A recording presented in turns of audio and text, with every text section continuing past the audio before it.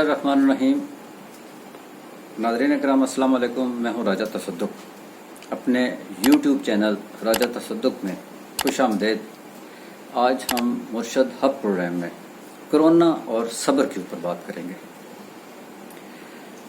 नाज़रीन इकराम, अगर हम देखें तो कोरोना बेहद फैलता जा रहा है और फैल चुका है। खैबर से कराची तक लोग इससे तंग हैं, मुश्किल में हैं और मुसीबत में हैं। अगर हम इलाज और आबादी के लिहाज से कुछ कैटेगरीज बनाएं तो बज़ाहिर 5 कैटेगरीज समझ में आती हैं। एक ऐसी कैटेगरी है जिनको नज़ला या ज़ुकाम भी हो जाए तो वो अमेरिका और इंग्लैंड से नीचे इलाज नहीं कराते। दूसरी कैटेगरी वो है कि भले कोई भी बीमारी हो, उन्हें पाकिस्तान में दुनिया जहान की हर सहूलत दस्तयाब होगी। तीसरे गवर्नमेंट मुलाजमीन हैं, सेमी गवर्नमेंट मुलाजमत करने वाले लोग हैं, कॉर्पोरेट सेक्टर के लोग हैं और प्राइवेट सर्विसेज वाले लोग हैं। उन्हें भी कम व बेश हर तरह की मेडिकल सहूलत दस्तयाब होती है। चौथा एक सफ़ेद पोश तबका है जो बेचारा बहुत ही महदूद हद तक वसाइल रखता है, खाने को भी महदूद, इलाज के लिए भी उसके पास महदूद सहूलतें होती हैं। और पांचवा तबका ऐसा है जो हर लिहाज से, खाने के लिहाज से भी, सहूलतों के लिहाज से भी, बीमारियों के लिहाज से भी, इलाज के लिहाज से भी उसका अल्लाह ही हाफ़िज़ है।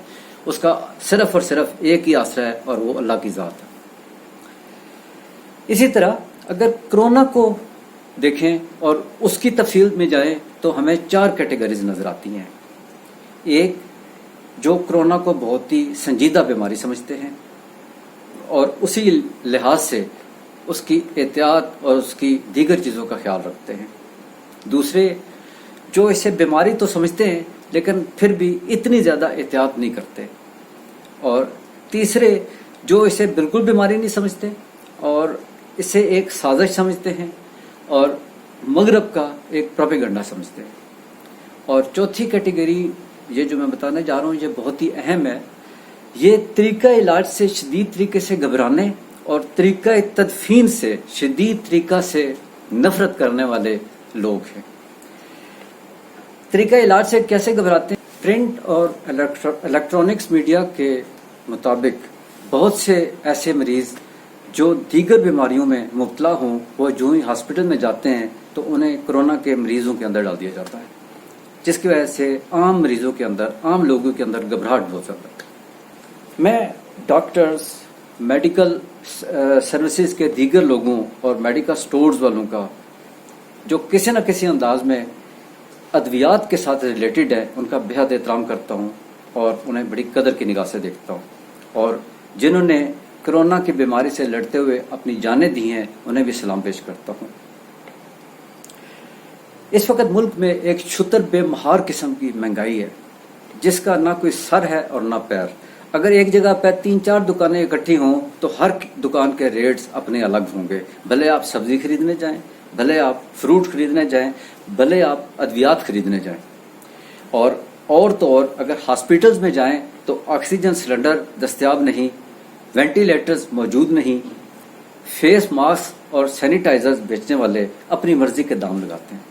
आप इसको भी छोड़ दें। एक देसी बूटी है जिसे सना मक्की कहते हैं, आज से 2-2.5 महीने पहले वो 60 रुपये किलो थी और यकीन जाने के आजकल वो 3000 रुपये से ऊपर ज़्यादा उसकी कीमत है। अब हम अपने ज़ाती और इज्तिमाई रवैये देखते हैं।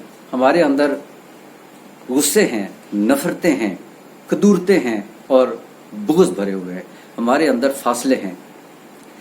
हमारी सरकारी और सियासी फिक्र में ना विजन है, ना डायरेक्शन है और ना क्राइसिस मैनेजमेंट है।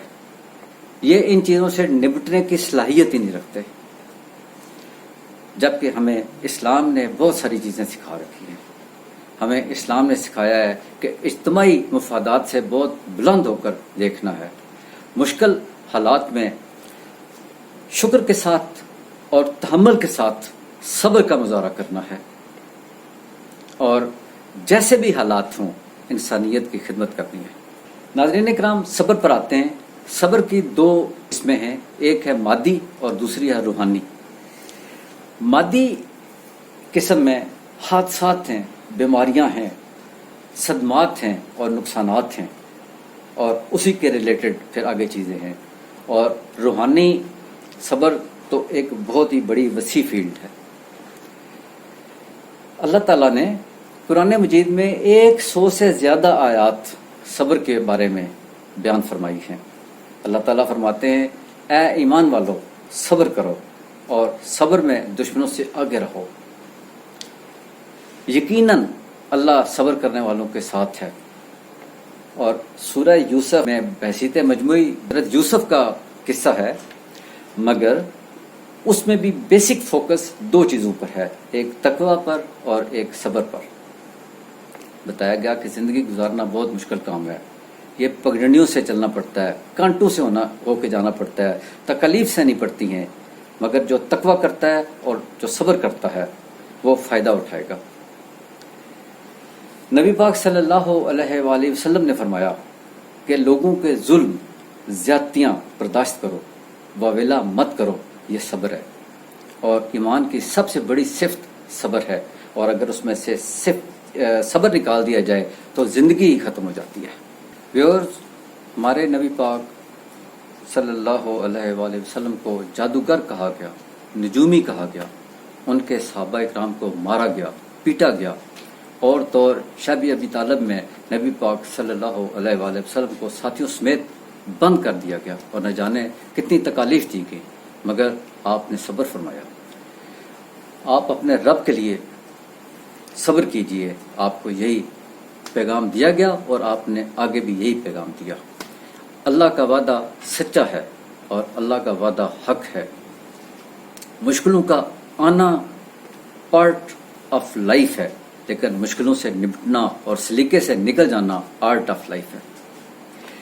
حضرت علی رضی اللہ تعالیٰ عنہ فرماتے ہیں کہ اس غربت جس میں عزت ہو اس امیری سے بہت بہتر ہے جس میں رسوائی ہو۔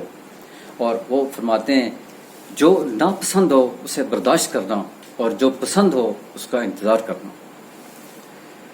ناظرین اکرام، جب نبی پاک صلی اللہ علیہ وآلہ وسلم ہجرت کر کے مدینہ منورہ گئے تو یہ بنیاد شروع کے چند دنوں کا واقعہ ہے کہ ایک دفعہ آپ ایک قبرستان کے پاس سے گزر رہے تھے تو ایک بوڑھی خاتون قبر کے کنارے بیٹھی رو رہی تھی۔ آپ نے اسے کہا کہ صبر کرے۔ آپ یہ کہہ کے تو آگے چلے گئے، لیکن وہ خاتون بہت خفا تھی، پریشان تھی، رو رہی تھی، اور اس نے اور رونا شروع کر دیا کہ یہ نہ مجھے جانتے ہیں نہ پہچانتے ہیں، انہیں یہ بھی نہیں معلوم کہ میرے ساتھ کیا ہوا ہے، اور انہوں نے کہا کہ صبر کریں۔ وہاں دائیں بائیں جو لوگ تھے انہوں نے کہا کہ بی بی آپ جانتے ہیں یہ کون تھے؟ اس نے کہا نہیں۔ انہوں نے بتایا کہ یہ رسول اللہ تھے۔ وہ اور زیادہ فکر مند ہوئی اور اس نے تیزی سے نبی پاک کی طرف بھاگنا شروع کیا، ان کے پاس پہنچ کے ان کے پاؤں کے ساتھ لپٹ گئی اور معافی مانگی کہ مجھے نہیں معلوم تھا کہ آپ کون ہیں۔ تو ہمارے نبی پاک صلی اللہ علیہ وآلہ وسلم نے پھر فرمایا کہ بی بی صبر کرو، اور صبر وہی کرتا ہے جس کا نقصان ہوتا ہے، اور مجھے معلوم ہے تمہارا نقصان ہو چکا ہے۔ ناظرین اکرام، یہ بیماریاں، یہ اموات، یہ مشکلات، یہ لامحدود پریشانیاں، یہ سب ہمارا نقصان ہے، اور ہمیں ہی صبر کرنا ہے، اور صبر کے ساتھ ان سب چیزوں کی، ان سب مشکلات کا مقابلہ کرنا ہے۔ درخت اپنا پھل کبھی نہیں کھاتے، دریا اپنا پانی کبھی نہیں پیتے، درختوں کا پھل ہمیشہ لوگ کھاتے ہیں، دریاؤں کا پانی ہمیشہ لوگ پیتے ہیں۔ آئیں ایسے درخت بن جائیں جس کا پھل دوسرے کھائیں، آئیں ایسا دریا بن جائیں جس کا پانی دوسرے پئیں۔ اور اس کے ساتھ میری دعا ہے کہ ہم صبر اور شکر کے ساتھ اللہ تعالیٰ کے ساتھ اپنے تعلق کو اور مضبوط کرنے کی کوشش کریں۔ آمین۔